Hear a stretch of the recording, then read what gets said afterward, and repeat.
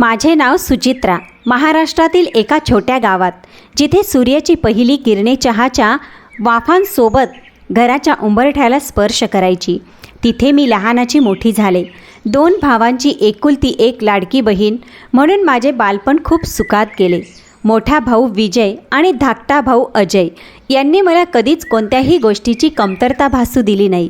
आमच्या खानदानात मुलींना जास्त शिकवण्याची पद्धत नव्हती, पण जेव्हा मी पुण्याला विद्यापीठात जाऊन शिकण्याचा हट्ट धरला, तेव्हा दोन्ही भाऊ माझ्यासमोर हरले. त्यांनी फक्त माझे प्रवेशच निश्चित केले नाहीत, तर शहरात माझी राहण्याची आणि प्रत्येक गरजेची काळजी घेतली. मी अभ्यासात नेहमीच हुशार होते. शाळेपासून कॉलेजपर्यंत आणि विद्यापीठातही माझी गणना हुशार विद्यार्थिनींमध्ये व्हायची. पुण्याच्या विद्यापीठाचे ते झगमगाटी जग माझ्यासाठी संपूर्ण नवीन होते. इथेच मी स्वतःवर विश्वास ठेवायला शिकले. इथेच माझी ओळख अंकितबरोबर झाली. अंकित माझ्याच वर्गात होता, पण तो इतर मुलांपेक्षा खूप वेगळा होता. जिथे दुसरी मुले मुलींशी बोलण्याचे निमित्त शोधायचे, तिथे अंकित नेहमी नजर खाली झुकून चालायचा. तो पुण्यातील एका खूप श्रीमंत कुटुंबातील होता. त्याचे वडील मोठे उद्योगपती होते, पण अंकितमध्ये श्रीमंतीचा कोणताही गर्व नव्हता. त्याची हीच साधेपणा आणि सभ्यता मला आवडू लागली. एके दिवशी ग्रंथालयाच्या बाहेर त्याने मला थांबवले. सुचित्रा, मला तुझ्याशी काही बोलायचे आहे. त्याच्या आवाजात एक अनामिक भीती होती. बोला ना, मी नजर खाली झुकवूनच म्हणाले. मी तुम्हाला पसंत करतो आणि तुमच्याशी लग्न करू इच्छितो. हे शब्द माझ्या कानात शिशासारखे विरघळत उतरले. माझे हृदय जोरात धडधडू लागले. मी सुद्धा त्याला पसंत करू लागले होते, पण मला माझ्या घराण्याचे नियम ठाऊक होते. आमच्याकडे स्वतःच्या पसंतीने लग्न करणे हा गुन्हा मानला जायचा. मी काहीही न बोलता तिथून निघून गेले. आमचे शिक्षण पूर्ण झाले. अंकितने आपल्या वडिलांचा व्यवसाय सांभाळला, पण त्याने माझ्याशी नाते तोडले नाही. तो वारंवार मला फोन करायचा आणि लग्नाबद्दल विचारायचा, पण मी प्रत्येक वेळी विषय टाळायचे. मला माहीत होतं की हे नाते अशक्य आहे. मग एके दिवशी तसेच घडले, ज्याची मला भीती होती. अंकित आपल्या वडिलांसोबत माझ्या घरी लग्नाचा प्रस्ताव घेऊन आला. मोठा भाऊ विजय आणि धाकटा भाऊ अजय, जे माझ्यावर जीव ओवाळून टाकायचे, ते रागाने लाल झाले. आम्ही तुला विद्यापीठात यासाठी पाठवले होते का? विजयच्या आवाजात रागाचा आणि निराशेचा मोठा वादळ होता. तू आमच्या इज्जतीचा कचरा केलास. दादा, माझा विश्वास करा, मी काहीही केलेलं नाही. माझ्या डोळ्यातून पाणी वाहत होतं. गप्प बस, आता आमचे ऐक. आम्ही या मुलाशी तुझे लग्न लावून देणार नाही. मी डोके झुकवले आणि म्हणाले, तुमची जी आज्ञा असेल. मी तुमच्या इच्छेविरुद्ध कधीच जाणार नाही. पण अंकित हार मानणाऱ्यांपैकी नव्हता. त्याचे वडील सुजय काका वारंवार माझ्या भावांना भेटायला येत राहिले. अंकित स्वतःसुद्धा अनेक वेळा आमच्या घराचे चक्रा मारू लागला होता. त्याच्या अशा वारंवार येण्यामुळे भावांच्या स्वाभिमानाला मोठी ठेच पोचली. एके दिवशी विजयदादा कंटाळून सुजय काकांना म्हणाले, ठीक आहे, आम्हाला हे नाते मान्य आहे. एका आठवड्यात लग्न करून तिला घेऊन जा. आमच्या खानदानाची इज्जत यातच आहे की ही लवकरात लवकर आपल्या घरी जावी. हा निर्णय माझ्यासाठी एखाद्या धक्क्यापेक्षा कमी नव्हता. एकीकडे अंकितचे प्रेम होते आणि दुसरीकडे भावांचा राग आणि कायमची ताटातूट. अंकित खूप समजूतदार होता. त्याने मला फोन करून सांगितलं, तू काळजी करू नको. एकदा लग्न झाले की मी तुझ्या भावांनासुद्धा मनवेन. पण मला माहीत होतं की माझे भाऊ आपल्या स्वाभिमानावर किती ठाम आहेत. ते कधीच मानणार नाहीत. अतिशय साध्या पद्धतीने झालेलं हे लग्न माझ्या मनावर ओझे बनले होते. भटजी जेव्हा मंत्र उच्चारत होते आणि मी जेव्हा हो म्हणाले, तेव्हा माझा स्वतःचा आवाज मला अनोळखी वाटला. माझ्याजवळ माझी आई नव्हती की एखादी मैत्रीणही नव्हती.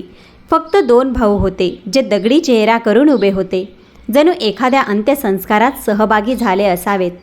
अंकितचा चेहरा आनंदाने चमकत होता, पण माझी अवस्था बघून त्याच्या हास्यातही एक सल होती. तो क्षण माझ्या आयुष्यातील सर्वात वेदनादायक क्षण होता. मला आशा होती की जाता जाता माझे भाऊ एकदा तरी माझ्या डोक्यावर हात ठेवतील, एकदा तरी मिठी मारतील, पण तसे काही झाले नाही. त्यांनी म्हटलं, आजपासून या घराचे दरवाजे तुझ्यासाठी कायमचे बंद. सुचित्रा, आता तुझी अंत्ययात्रा त्याच घरातून निघेल ज्या घरात तू जात आहेस. पुन्हा कधी या उंबरठ्याकडे वळून बघू नकोस. विजयदादांचे हे शब्द एखाद्या तीक्ष्ण खंजिरासारखे माझ्या काळजात घुसले. मी पूर्णपणे कोलमडून गेले. ज्या अंगणात मी लहानाची मोठी झाले, आज तिथेच मी अनोळखी झाले होते. गाडीत बसताच मी ढसाढसा रडू लागले. अंकितने हळूच माझा हात आपल्या हातात घेतला. सुचित्रा, माझ्याकडं बघ. त्याच्या आवाजात इतकी माया आणि आपुलकी होती की मी रडत रडत त्याच्याकडे पाहिलं. तो म्हणाला, मला माहीत आहे हे खूप कठीण आहे, पण मी वचन देतो की तुझी साथ कधी सोडणार नाही. मी तुझ्या भावांची सुद्धा माफी मागेन, त्यांना मनवेल. बघशील तू, एक दिवस ते तुला स्वतःहून परत न्यायला येतील. त्याचे शब्द मलम ठरले, पण माझ्या जखमा खूप खोल होत्या. अंकितचे घर एखाद्या राजवाड्यापेक्षा कमी नव्हतं. चारही बाजूंनी ऐश्वर्य आणि संपत्ती ओसंडून वाहत होती. पण जसे मी त्या घरात पाऊल ठेवले, मला परकेपणाचा आणि एका थंडाव्याचा जोराचा धक्का बसला. समोर सोफ्यावर एक मध्यमवयीन महिला बसली होती, अंकितची आई, ज्यांच्या चेहऱ्यावर नापसंती स्पष्ट दिसत होती. त्यांच्यासोबत एक तरुण मुलगीही होती, अंकितची बहीण नेहा, आणि एका बाजूला त्याची वहिनी प्रीती उभी होती. कोणाच्याही चेहऱ्यावर नवीन सून आल्याचा आनंद नव्हता. मी हळूच नमस्कार म्हटलं. उत्तर मिळाले, पण स्वरात इतका रुखापणा होता की मन दुखावले गेले. अंकितची आई म्हणाली, आलीस तर शेवटी, जिच्यासाठी माझ्या मुलाने संपूर्ण समाजात आम्हाला तोंड दाखवण्यालायक ठेवले नाही. आई प्लीज, अंकितने लगेच म्हटले. ही सुचित्रा आहे माझी पत्नी आणि या घराची इज्जत. मी अपेक्षा करतो की तुम्ही सर्वजण तिला तोच सन्मान द्याल ज्याची ती हकदार आहे. अंकितच्या आवाजातील खंबीरपणामुळे सर्व शांत झाले. वहिनी प्रीतीने पुढे होऊन औक्षण केले, पण त्यांच्या स्पर्शातही थंडावा होता. नंतर अंकितने सांगितले की त्याच्या आईला आपल्या भाचीला सून करायचे होते, तर वहिनी प्रीती आपल्या धाकट्या बहिणीचे नाते अंकितसाठी बघत होती. माझ्या येण्याने त्यांचे सर्व बेत उधळले गेले. लग्नाचे सुरुवातीचे दिवस खूप विचित्र होते. अंकित समोर असताना सर्वांची वागणूक माझ्याशी सामान्य असायची, पण जसा तो ऑफिसला जायचा, मला वाटायचे की मी एखाद्या कैदेत आहे.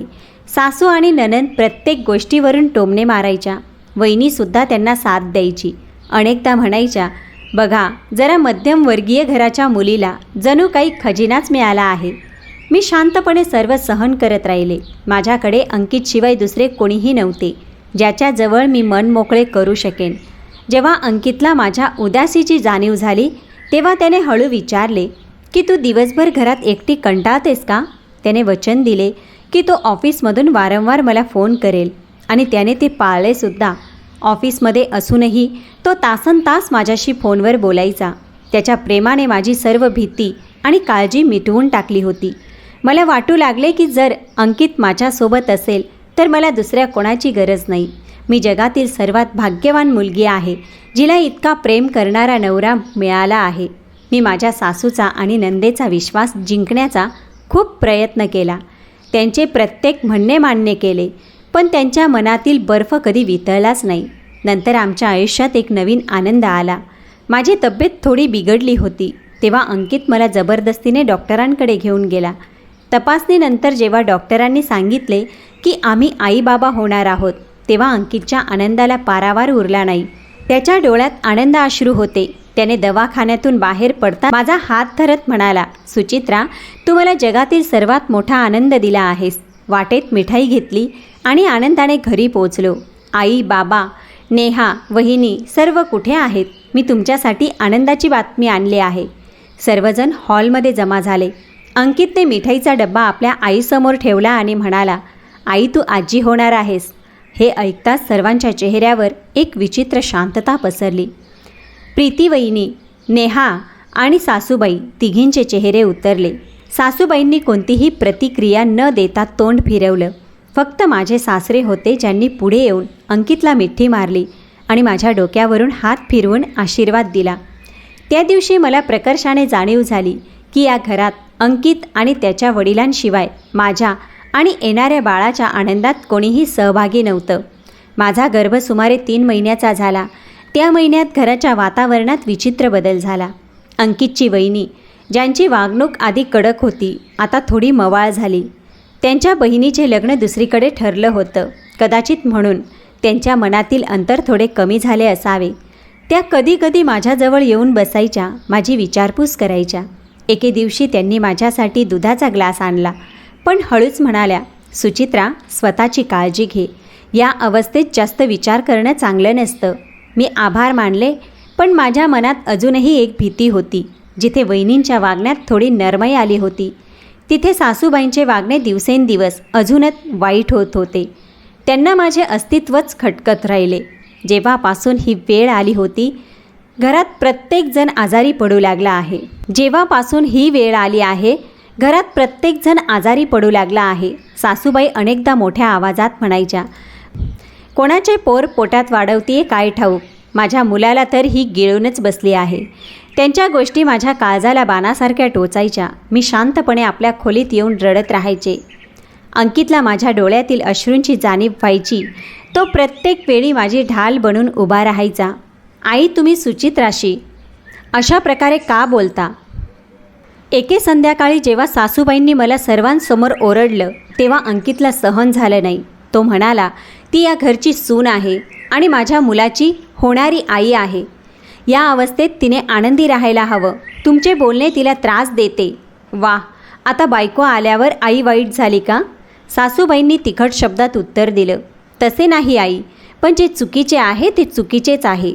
अंकितने ठामपणे सांगितलं, सुचित्रा ही माझी जबाबदारी आहे आणि मी तिच्यावर कोणताही अन्याय सहन करणार नाही. त्यांच्या या उत्तराने सर्व शांत झाले. मला माहीत होतं की माझ्यामुळे अंकित आपल्या घरच्यांपासून दूर होत चालला आहे आणि ही गोष्ट मला आतून खात होती. पण त्यांची माया इतकी खरी होती की ते मला कोणत्याही त्रासात बघू शकत नव्हते. मग एके संध्याकाळी जेव्हा ते ऑफिसवरून परतले, तेव्हा त्यांचा चेहरा थोडा उदास आणि गंभीर होता. मी काळजीत पडून विचारलं, अंकित, तुम्ही ठीक आहात ना? त्यांनी मला आपल्या जवळ बसवले आणि माझा हात हातात घेतला. म्हणाले, सुचित्रा, मला एक महत्त्वाची गोष्ट बोलायची आहे. माझे हृदय एका भीतीपोटी जोरात धडधडू लागले. त्यांनी सांगितले की त्यांना काही दिवसांसाठी देशाबाहेर जावे लागणार आहे.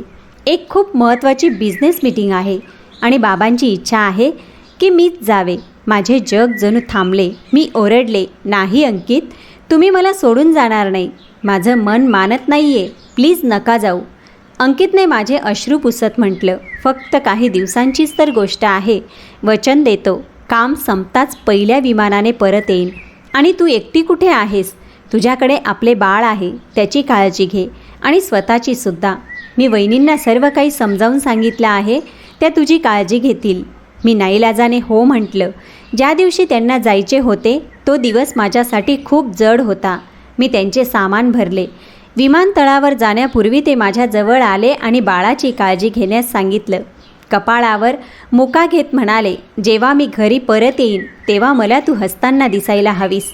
मी थरथरत्या आवाजात म्हटलं, तुम्हीसुद्धा स्वतःची काळजी घ्या आणि पोहोचल्यावर फोन करा.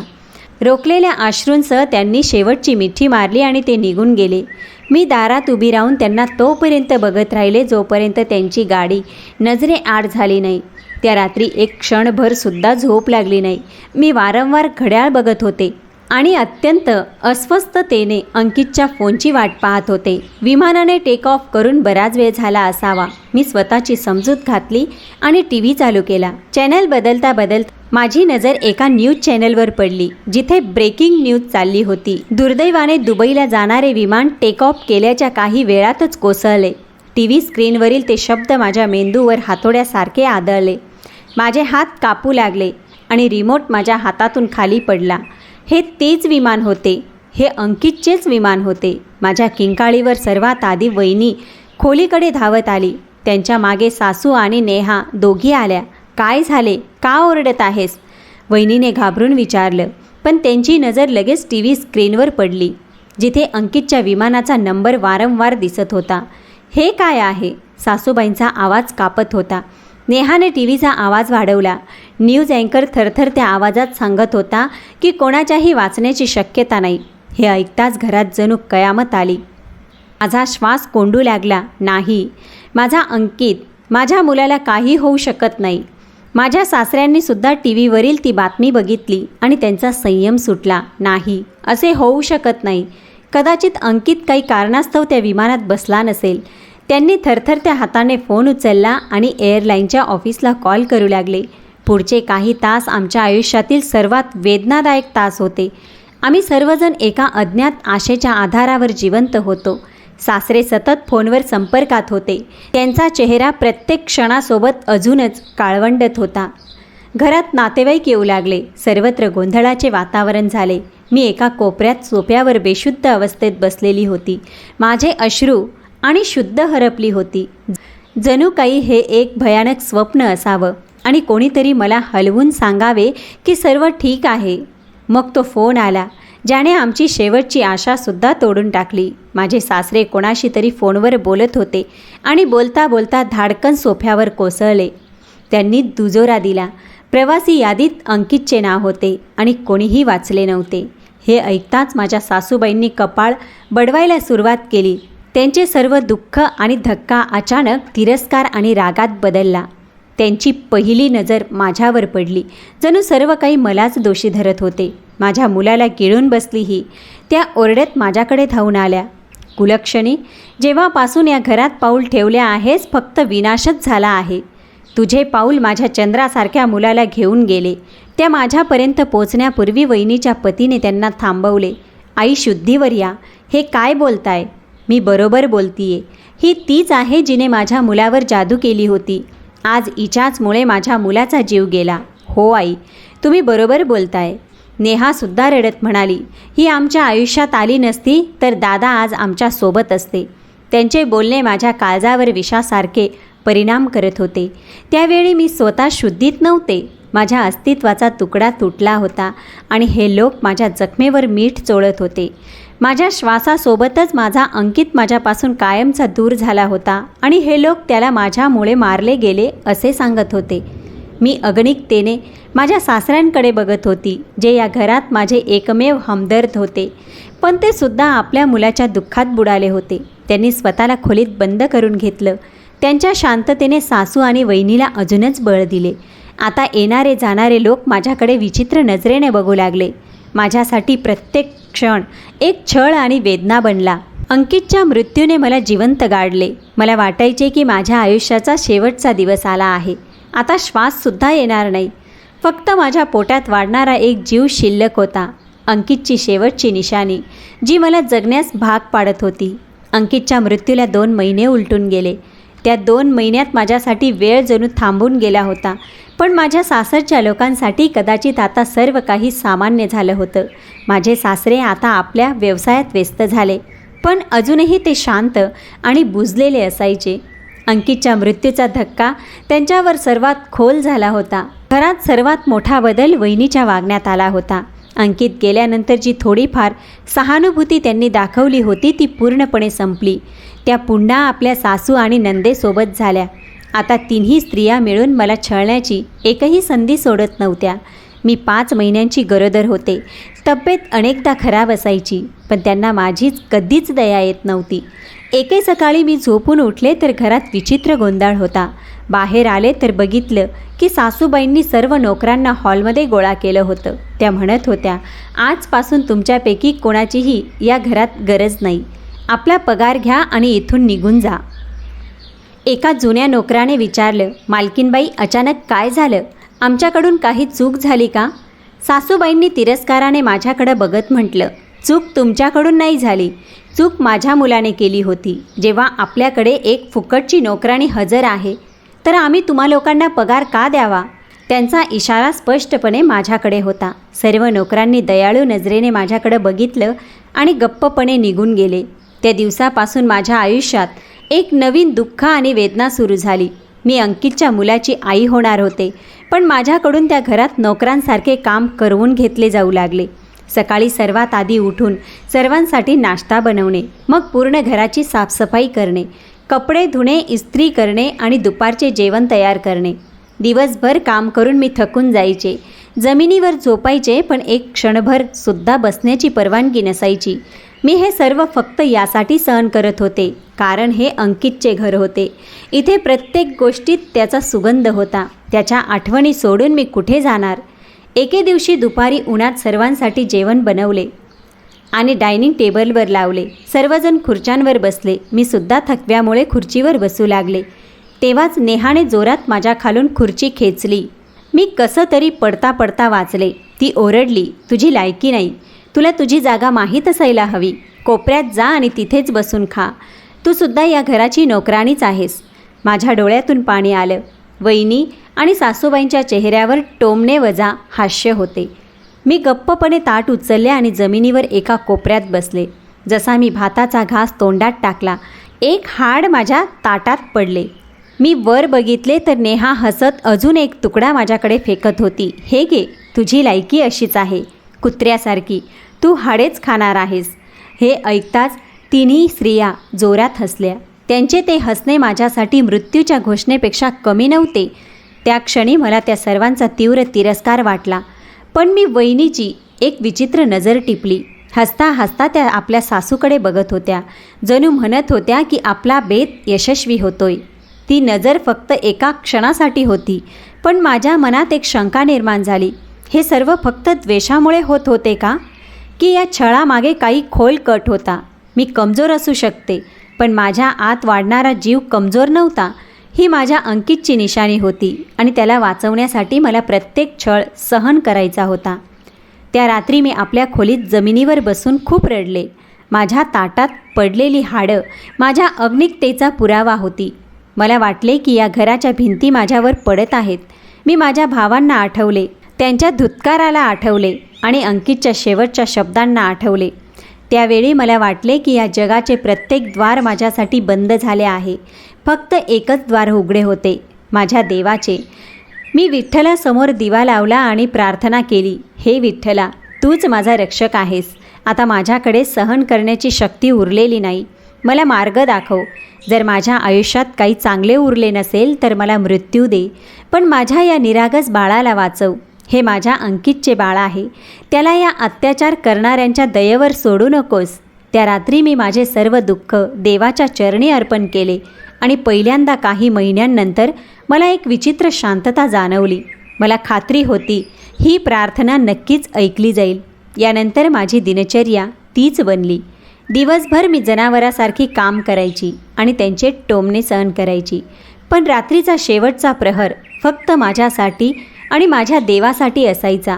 ही भक्तीच मला जीवन जगण्याची शक्ती देत होती. 3 महिने अजून उलटले. आता माझा गर्भ 9 महिन्याच्या अंतिम टप्प्यात होता आणि झुकून काम करणे जवळजवळ अशक्य झाले. पण माझ्यावर दया करणारं कोणीच नव्हतं. या दरम्यान मला वहिनी आणि त्यांच्या पतीच्या वागण्यात विचित्र बदल जाणवला. ते आता माझ्यावर छळ करण्यापेक्षा इतर गोष्टींमध्ये रस घेऊ लागले. एके रात्री पाणी घेण्यासाठी जेव्हा मी स्वयंपाकघरात जात होते, तेव्हा मी माझ्या जेठला फोनवर हळू आवाजात बोलताना ऐकलं. काळजी करू नको, वडिलांकडून कागदपत्रांवर सह्या करून घेतल्या आहेत. अंकितच्या वाट्याची सर्व संपत्ती आता आपल्या नावावर आहे. फक्त ही मुलगी कशी तरी इथून गेली की बाकी कामसुद्धा होऊन जाईल.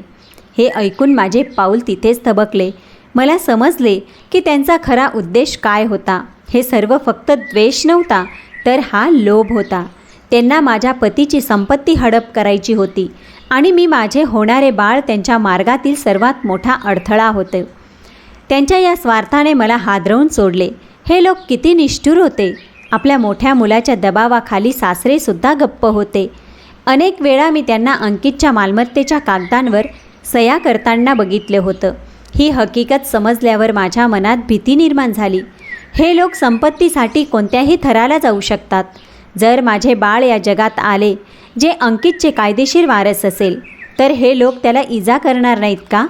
हीच विचारसरणी माझ्या काळजाला घरे पाडत होती. आता माझा प्रत्येक दिवस भीतीखाली जात होता. प्रत्येक घास मी भीतीने खायचे. सासूबाई एके दिवशी माझ्या जवळून जाताना विषारी आवाजात म्हणाल्या, एकदा का हे ओझे उतरले की मग बघू, तू आणि तुझी ही निशाणी या घरात राहणार नाही. त्यांची धमकी स्पष्ट होती. त्या माझ्या बाळाच्या जन्माची वाट पाहत होत्या, जेणेकरून मला घराबाहेर फेकून देऊ शकतील. माझ्या प्रार्थनेत आता अजूनच तीव्रता आली होती. विठ्ठला, आता वेळ खूप कमी आहे, काहीतरी चमत्कार कर. प्रेग्नेन्सीचा शेवटचा महिना एखाद्या प्रलयासारखा होता. रात्रभर मी माझ्या खोलीचा दरवाजा आतून खुर्ची लावून बंद करायची. एके दिवशी माझे जेठ काही कागद घेऊन आले. सुचित्रा, हे अंकितच्या काही बँक खात्यांचे कागद आहेत. ते बंद करण्यासाठी तुझ्या सह्या हव्या आहेत. इथे सही कर. त्यांच्या स्वरात एक खोटी नरमाई होती. मी कागद बघितले आणि माझे हृदय जोरात धडधडले. वाचल्याशिवाय मी कोणत्याही कागदावर सही करणार नाही, मी धाडसानं म्हटलं. नाही. माझे उत्तर ऐकताच त्यांच्या चेहऱ्याचा रंग बदलला. काय अर्थ आहे तुझा? तू आमच्यावर संशय घेत आहेस? त्यांनी तिखट स्वरात विचारलं.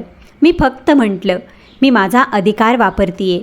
तेवढ्यात सासूबाईसुद्धा तिथे आल्या. मी म्हणते ना, ही खूप हुशार आहे. तिची नजर माझ्या मुलाच्या संपत्तीवर आहे.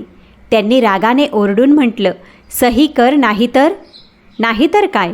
मी सुद्धा हिंमत दाखवत विचारलं. ही संपत्ती माझ्या पतीची आहे. यावर पहिला हक्क माझ्या बाळाचा आहे. मी ती कोणताही लोभी माणसाच्या हाती देणार नाही. जसे मी हे शब्द उच्चारले, घरात जणू आग लागली. वहिनी आणि नेहासुद्धा तिथे आल्या. नेहाचा चेहरा रागाने लालबुंद झाला होता. तुझी हिंमत कशी झाली माझ्या भावावर आरोप करण्याची? तिने किंचाळत म्हटलं. सासूबाईंनी इशारा केला आणि तिने मोठा झाडू उचलला. आज मी तुझा सर्व गर्व मातीत मिळवते. नेहा ओरडली. मी मागे सरकत म्हणत होते, देवासाठी असं करू नका, मला मारू नका, माझ्या बाळाला काहीतरी होईल. मी रडत विनंती करत राहिले, पण त्यांच्या डोक्यात रक्त चढलं होतं. नेहाने झाडूचा पहिला वार माझ्या कमरेवर केला. वेदना संपूर्ण शरीरात पसरली. मी जमिनीवर कोसळले आणि दोन्ही हातांनी आपल्या पोटाला झाकून घेतलं. ती थांबली नाही, मारतच राहिली. सासू आणि वहिनी हे सर्व तमाशासारखे बघत होत्या. त्यांच्या चेहऱ्यावर सैतानी हास्य होते. माझे जेठ जे शांतपणे हे सर्व पाहत होते. माझ्या किंकाळ्या त्या मोठ्या घरातच दम तोडत होत्या. मला वाटले, आज मी आणि माझे बाळ दोघेही वाचणार नाही. तेवढ्यात अचानक हवेलीचे मुख्य द्वार एका जोरदार धमाकाने उघडले. जणू कोणीतरी लाथ मारून ते तोडले असावे. एक गर्जना करणारा आवाज संपूर्ण घरात घुमला. खोलीत एकदम शांतता पसरली. नेहाचा उगारलेला हात हवेतच थांबला. सर्वांनी घाबरून दरवाजाकडे बघितलं. मी सुद्धा अश्रूंनी धुसर झालेल्या डोळ्यांनी बघत होते. दरवाजाच्या चौकटीत बाहेरच्या प्रकाशात एक उंच मजबूत सावली दिसली, जी रागाने थरथरत होती. कोण आहे? माझ्या जेठचा आवाज भीतीपोटी अडखळला. ती सावली हळूहळू खोलीत आली. जसा तो चेहरा उजेडात आला, तिथे उभ्या असलेल्या प्रत्येकाची किंकाळी निघाली. नेहाचा झाडू हातातून खाली पडला. सासूबाईंनी तोंडावर हात ठेवला, जणू एखादे भूत बघितले असावे. मी जमिनीवर निष्प्राण पडले होते. डोळ्यांवर विश्वास बसत नव्हता. काय हा माझा भ्रम होता की मृत्यूसारखी एखादी उपस्थिती? एक कापत असलेला आवाज निघाला, अंकित. त्याचा आवाज, सर्व काही इतके वास्तव होते की एका क्षणासाठी मी तिथे असलेला प्रत्येकजण श्वास घेणे विसरला. मी अंकितच्या उत्तराची वाट बघितली नाही. त्याच्या डोळ्यात जळते निखारे होते. तो लांब पावले टाकत सरळ माझ्याकडे आला आणि त्याने अचानक माझ्या नंदेला दूर ढकलले. तुझी हिंमत कशी झाली माझ्या पत्नीवर हात उचलण्याची? त्याच्या डरकाळीत असा करारा होता की नेहा भीतीने थरथर कापली. जमिनीवर पडता पडता ती कापत असलेल्या आवाजात म्हणाली, दादा, तुम्ही जिवंत आहात? अंकित म्हणाला, हो, जिवंत आहे. तुमच्या द्वेषयुक्त प्रार्थना असूनही जिवंत आहे, जेणेकरून मी तुमच्यासारख्या सैतानांना त्यांची शिक्षा देऊ शकू. तेवढ्याच सासूबाई रडत आल्या आणि म्हणाल्या, अंकित, माझ्या मुला, तू जिवंत आहेस, देवाचे आभार आहेत. अंकितने हात उचलून त्यांना थांबवलं. दूर रहा. आई म्हणवण्याच्या लायकीच्या नाहीत तुम्ही सर्व माझे गुन्हेगार आहात. मग तो सर्वांकडे दुर्लक्ष करत माझ्यासमोर जमिनीवर बसला. त्याच्या डोळ्यात तेच प्रेम होतं ज्यासाठी मी अनेक महिन्यांपासून तडफत होते. सुचित्रा, माझा जीव, त्याने मला आपल्या छातीशी कवटाळलं. मला माफ कर. मी तुला या सैतानांच्या मध्ये एकटं सोडून गेलो. या लोकांनी तुझ्याशी जे वर्तन केले त्याची जबाबदारी माझी होती. मी रडत त्याच्या चेहऱ्याला स्पर्श करू लागले. अंकित, तुम्ही खरोखर परत आलात? हो सुचित्रा, मी आलो आहे. आता तुला कोणीही त्रास देऊ शकणार नाही. त्याने माझ्या कपाळावर मायेने मुका घेतला. वहिनीने घाबरत विचारलं, तुमचा तर मृत्यू झाला होता? तुमचे विमान कोसळले होते. अंकितने मला हलकेच आपल्या कवेत धरत सर्वांकडे बघितले. हो, विमान कोसळले होते आणि मी सुद्धा मरण्याच्याच दारात होतो. पण मी माझी जागा बदलली होती, आणीबाणीच्या दाराजवळ. म्हणून जेव्हा विमान समुद्रात पडले, मी मलब्यापासून दूर पडलो. बचाव पथकाने मला जिवंत शोधले. पण माझी प्रकृती खूप खालावली होती. रुग्णालयात मी अनेक महिने अज्ञात अवस्थेत होतो. माझी स्मृती परत येत नव्हती. पण काही दिवसांपूर्वी एका नर्सने माझ्या खिशातून एक छोटा फोटो काढला. तुझा फोटो सुचित्रा. जसा मी तो फोटो बघितला मला सर्व काही आठवले. आमचे लग्न, आमचे बाळ, सर्व काही. सर्वात पहिला विचार हाच होता की माझे घरचे तुझ्याशी कसे वागत असतील. मी माझ्या प्रकृतीची पर्वा न करता पहिल्या विमानाने तुझ्याकडे आलो. त्याची गोष्ट ऐकून मी त्याला घट्ट मिठी मारली. देवाने माझी प्रार्थना ऐकली. अंकित, मी आपल्या बाळासाठी खूप धावा केला होता रे, आणि देवाने माझ्या बाळाला त्याचे वडील परत दिले. अंकितने मला आपल्या जवळ ठेवलं आणि मग आपल्या भावाकडे पाहिलं. आणि तू माझ्या मृत्यूच्या बातमीने आनंदी झाला होतास ना? त्याच्या भावाचा चेहरा भीतीपोटी पांढरा पडला. सासू, नणंद आणि वहिनीने एकमेकांकडे घाबरून पाहिलं. अंकित गरजला. मी तेच बोलतोय जे सत्य आहे. आता तुमच्या चालाख्या संपल्या. आता मी सर्वांचा हिशोब घेणार.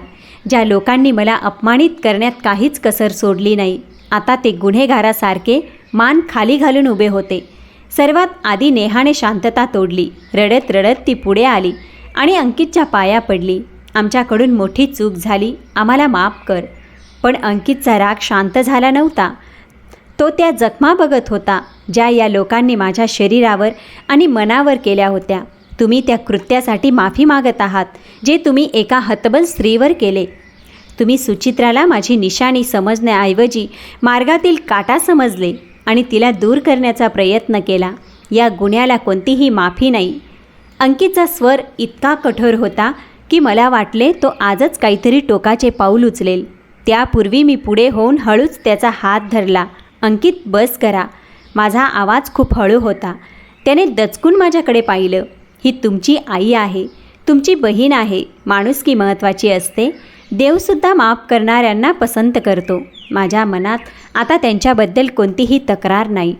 तुम्हीसुद्धा त्यांना माफ करा. मी त्या सर्वांकडे बघितलं जे गंभीर नजरेने माझ्याकडे बघत होते. अंकितला म्हटलं, माफ करणारा नेहमी मोठा असतो. अंकितचा राग माझ्या शब्दांनी विरघळला.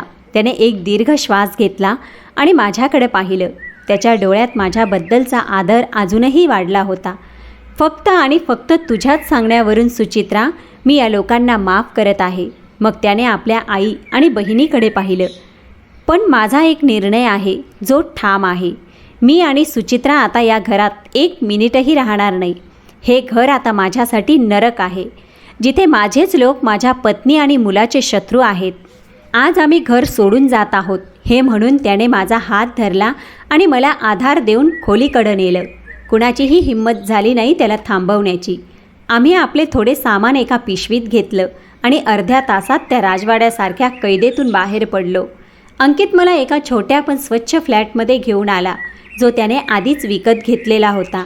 त्या घरात पाऊल ठेवताच मला ती सुरक्षितता आणि दिलासा मिळाला जो मी अनेक महिन्यांपासून अनुभवला नव्हता. त्या दिवसापासून अंकितने मला आपल्या तळहाताच्या फोडासारखं जपलं. तो माझी इतकी काळजी घ्यायचा की मी माझे सर्व दुःख विसरून गेले. तो स्वतः माझ्यासाठी जेवण बनवायचा, माझे पाय चेपून द्यायचा आणि तासनतास माझ्याशी बोलायचा, जेणेकरून मी त्या वाईट आठवणींमधून बाहेर पडू शकेन. काहीच दिवसात देवाने आपली देणगी आम्हाला दिली. आमच्याकडे एका गोंडस मुलाचा जन्म झाला. अंकितच्या आनंदाला पारावार उरला नाही. त्याने संपूर्ण रुग्णालयात मिठाई वाटली. जेव्हा त्याने पहिल्यांदा आपल्या मुलाला कवेत घेतले तेव्हा त्याच्या डोळ्यात आनंदाश्रू होते. हा अगदी तुझ्यासारखाच आहे सुचित्रा. त्याने माझ्या कपाळावर चुंबन घेतलं. आमच्या मुलाच्या जन्माने आमचा आनंद पूर्ण झाला होता. पण अंकितला माहीत होतं की माझा हा आनंद अजूनही अपूर्ण आहे. माझा पती एक आठवड्यानंतर एकटाच माझ्या भावाच्या घरी गेला. मी त्यांना खूप थांबवले. मला भीती होती की ते पुन्हा अपमान करतील, पण त्यांनी ऐकलं नाही. त्यांनी तिथे जाऊन माझ्या भावांना सुरुवातीपासून शेवटपर्यंतची सर्व हकीकत सांगितली. त्यांनी सांगितलं की त्यांच्या बहिणीवर काय काय अत्याचार झाले आणि मी कशा प्रकारे सर्व काही सहन केलं. जेव्हा माझे दोन्ही भाऊ फुले आणि मिठाई घेऊन आमच्या घरी आले तेव्हा माझा विश्वासच बसला नाही. ते मिठी मारून खूप रडले आणि त्यांनी आमची माफी मागितली. विजयदादा हुंदके देत होता. आम्ही तुला चुकीच्या लोकांच्या हवाली करून मोठी चूक केली. आम्ही तुझे गुन्हेगार आहोत. नाही दादा, असे नका म्हणू. मी त्यांचे अश्रू पुसले. त्या दिवशी आमचे सर्व रुसवे फुगवे दूर झाले. त्यांनी मान्य केले की स्वतःच्या पसंतीने लग्न करणे हा गुन्हा नाही. खरी गोष्ट म्हणजे माणसाचा स्वभाव चांगला असणे महत्त्वाचे आहे. आज माझ्या आयुष्यात सर्व काही होतं. देव, माझा पती, माझा मुलगा आणि माझे कुटुंब. माझी परीक्षा खूप कठीण होती, पण माझ्या संयमाने आणि देवावरील विश्वासाने मला मजबूत बनवलं. आमच्या नवीन आयुष्याला आता 1 वर्ष झालं. त्या 12 महिन्यात अंकितने मला त्या सर्व सुखाची प्राप्ती करून दिली, ज्याचे मी कधी स्वप्नही पाहिले नव्हते. आमचे छोटेसे घर प्रेम आणि शांततेने भरलेले होते. आम्ही आमच्या मुलाचे नाव अर्णव ठेवले, कारण तो आमच्या संयमाचे फळ होता. अर्णवच्या किंकाळ्या आमच्या घराची शोभा बनल्या. माझ्या भावांचे सुद्धा आता आमच्या घरी येणे जाणे सुरू झाले. दुसरीकडे अंकितचे घरचे लोक होते. अंकितने त्यांच्याशी संपर्क पूर्णपणे तोडला नव्हता, पण एक अंतर राखून ठेवले होते. तो महिन्यातून एकदा त्यांना भेटायला जायचा, पण मला आणि अर्णवला सोबत नेण्याची त्याची तयारी नसायची. त्याच्या मनात अजूनही भीती होती. अर्णवच्या पहिल्या वाढदिवसाच्या काही दिवस आधी माझ्या सासूबाईंचा फोन आला. अंकित बाळा, मला माहीत आहे आम्ही तुझ्या आणि सुनेचे खूप मोठे गुन्हेगार आहोत. आम्ही आमच्या चुकांची शिक्षा भोगत आहोत. या घरात सर्व काही आहे, पण शांती नाही. मी माझ्या नातवाला एकदा तरी कुशीत घेऊ इच्छिते. काय माझी ही इच्छा पूर्ण होऊ शकत नाही?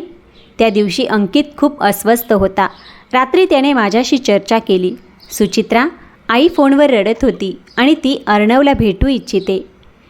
अंकितने विचारलं, काय आपण त्यांना इथे बोलवायला हवे का? माझ्या मनात अजूनही त्यांच्यावर पूर्ण विश्वास ठेवण्याची भीती होती. मी त्याचा हात धरत म्हटलं, अंकित, नाते अशी अचानक संपून काहीच साध्य होत नाही. त्या आपल्या कृत्यावर आता लाजिरवाण्या आहेत आणि हीच त्यांची सर्वात मोठी शिक्षा आहे. आपण त्यांना एक संधी नक्कीच द्यायला हवी. अर्णवच्या वाढदिवसानिमित्त एक छोटी पार्टी ठेवली आणि अंकितने स्वतः जाऊन आपल्या संपूर्ण कुटुंबाला निमंत्रण दिलं. जेव्हा ते लोक आमच्या घरी आले, त्यांच्या चेहऱ्यावर ताठरपणाऐवजी आता नम्रता आणि पश्चाताप दिसत होता. माझ्या सासूबाईंनी पुढे येऊन अर्णवला कवेत घेतले आणि ढसाढसा रडू लागल्या. त्यांनी आपल्या हाताने सोन्याची कडी त्याला घातली आणि माझ्या डोक्यावर हात ठेवून म्हणाल्या, मुली, जमले तर मला माफ कर. त्यांच्या डोळ्यात आता खरंच पश्चाताप होता. नेहा, प्रीती आणि माझे जेठ सर्वांनी माझी आणि अंकितची माफी मागितली. आम्ही जुने सर्व विसरून त्यांना माफ केलं. त्या दिवसानंतर आमचे नाते सुधारू लागले. तरीही अंकित आता खूप सावध असायचा. तो मला आणि अर्णवला तिथे जास्त पाठवत नसे, पण आता ते लोक वारंवार आमच्या घरी भेटायला येत आणि आपल्या नातवासोबत वेळ घालवून आनंदी व्हायचे. एके रात्री जेव्हा सर्व पाहुणे गेले होते आणि अर्णव आमच्यामध्ये झोपला होता, तेव्हा अंकितने माझा हात धरला आणि म्हणाला, मी आजही जेव्हा तो दिवस आठवतो तेव्हा थरथर कापतो. ज्या दिवशी जेव्हा मी घरी परतलो होतो, नेहा तुला मारत होती. जर मी काही मिनिटे जरी उशिरा पोचलो असतो तर काय झाले असते कोण जाणे. देवाने खरंच आपल्यावर मोठी कृपा केली आहे. मी हसून त्याचा हात धरला. नक्कीच, मी आता माझ्या आयुष्यात खूप समाधानी आणि आनंदी आहे, कारण माझे नाते देवाशी खूप घट्ट जोडले गेले आहे. मी शिकले आहे की जेव्हा जेव्हा कोणतेही संकट येईल, जगासमोर रडण्यापेक्षा आपल्या देवासमोर नतमस्तक व्हा. प्रत्येक संकटात मी फक्त त्यांच्याकडेच मदत मागितली आणि त्यांनी नेहमीच मला सावरलं. माझ्या आयुष्यात पहिला आधार माझ्या देवाचा आहे आणि दुसरा माझा अंकित आहे. मला अजून काय हवं? बाहेर रात्रीचा गडद अंधार होता, पण आमच्या छोट्याशा घरात सुख आणि प्रेमाचा प्रकाश पसरलेला होता. आम्ही एकमेकांची साथ देऊन प्रत्येक वादळावर मात केली होती आणि आता आमचे आयुष्य सुखाने नांदत होते. प्रेक्षक मित्रांनो, या कथेतून आपण हे शिकलो की देव आपल्या माणसांना संकटात नक्कीच टाकतो, पण संयम आणि विश्वास ठेवणाऱ्यांना तो कधीच एकटे सोडत नाही. कठीण काळात माणसांकडून अपेक्षा ठेवण्यापेक्षा जर खऱ्या मनाने देवावर विश्वास ठेवला तर तो असे मार्ग मोकळे करतो ज्याची आपण कधी कल्पनाही करू शकत नाही. तर प्रेक्षक मित्रांनो, ही होती आजची कथा. तुम्हाला या कथेबद्दल काय वाटतं? कॉमेंटमध्ये आपलं मत मांडायला विसरू नका. आवडली असेल तर लाईक करा आणि चॅनलला सबस्क्राईब करा. चला तर भेटूया पुढच्या कथेसोबत.